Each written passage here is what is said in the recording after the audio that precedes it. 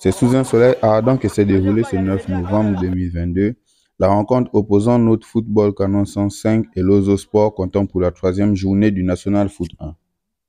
Une rencontre très difficile, notamment par l'impact physique dont a fait preuve l'adversaire venu clairement en découdre avec notre Canon et voulant clairement ramener les 3 points à la maison.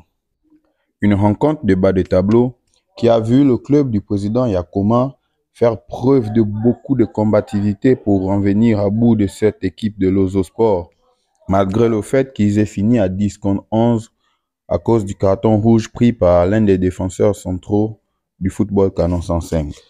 Une rencontre qui s'est terminée sur le score de 1-0, qui a vu la perspicacité du Football Canon 105 et la percussion du jeune Randy Péa. Il faut dire que la première mi-temps, on a joué contre Soleil.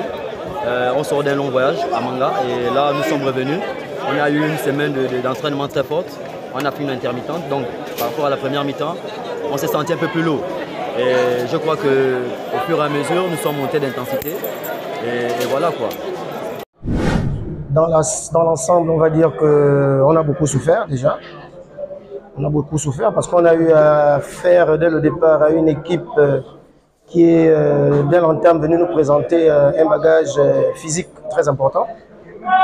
Donc physiquement, ça a été difficile, éprouvant même pour nos joueurs. On a quand même réussi à les contenir toute une première mi-temps. Et ce n'est qu'en deuxième mi-temps qu'on a réellement su aller puiser dans nos ressources. Parce qu'avec le carton rouge qu'on a pris à la 3e minute, ce n'était pas facile. Là, il fallait aller puiser. C'est ce qui s'est passé. Donc félicitations aux gars parce qu'ils sont vraiment allés puiser aux ressources pour aller chercher cette victoire.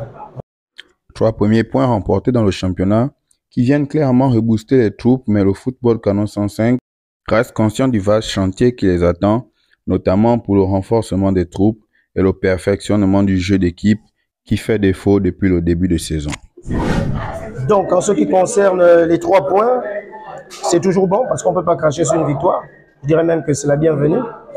C'est bien de partir avec la trêve qui va s'ajouter dans une semaine, en ayant engrangé quelques points, parce qu'on va quand même faire 1 mois à l'arrêt. Il faut dire que nous sommes encore en train de peaufiner l'équipe.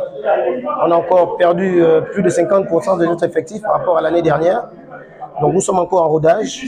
Nous n'avons même sous la main actuellement même pas 25 joueurs qualifiés. C'est vous dire que nous sommes encore en rodage et à la recherche encore des joueurs. Nous attendons encore beaucoup qui vont arriver. Donc ce n'est pas facile. Ce n'est vraiment pas facile. Mais on essaye parce que nous essayons de rester professionnels, toujours travailler en essayant d'engranger le maximum de points de plus sur les 4 matchs que nous avons pour pouvoir bien entamer la 2e phase du championnat après les 1 mois de travail que nous aurons au repos là pendant la Coupe.